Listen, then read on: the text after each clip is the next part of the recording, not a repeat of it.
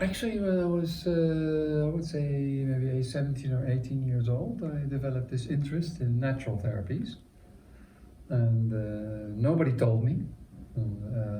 My family wasn't into homeopathy, so yeah, there's something inside me, an interest in trying to understand, that just treating, I felt at the time, just treating the symptoms is not necessarily going to be the whole solution to medical problems.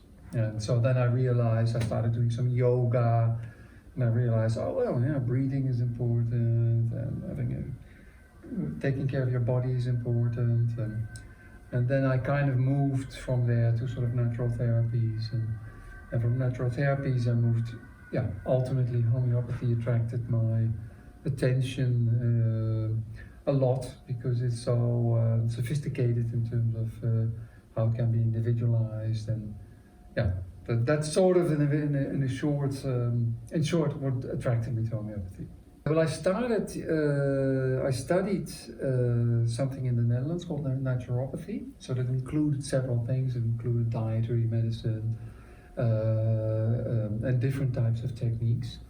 But it also included like hydrotherapy, dietary medicine.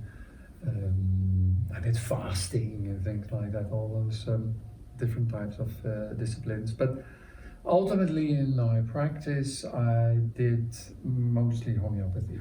Well, I think conceptually it's quite simple because basically we're all born with an innate capacity. Our bodies always will want the best for us. Our bodies are built with innate mechanisms that will try always to maximize the stability of our mind and our bodies.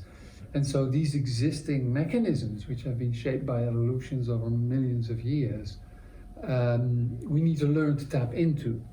And so you need to help your bodies and your body and your mind to become more resilient, to tap into these self-regulating mechanisms.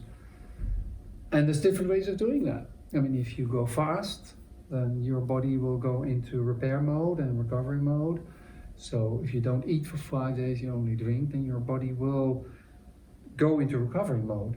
But of course, in homeopathy, you try to give a very, very specific and a very targeted stimulus to the body to go in the recovery mode that's most specific for you. Now, of course, in Western medicine, then in the West, and you say, well, we want to understand exactly what's happening in your body, which molecules in your body are moved, and that's a very Western way of looking at it, and very what in science we would describe as reductionist, where you say you really want to reduce it to mechanism. That's of course a much more difficult story because we don't fully understand yet how these homeopathic medicines trigger these mechanisms. But, it took more than 100 years to find out how aspirin works exactly, even in conventional medicine. So that we don't fully understand how these things work should not prevent us from understanding and appreciating that it works, understand? And so we need to first establish that something works, and then slowly we can start to understand maybe exactly how and why it works.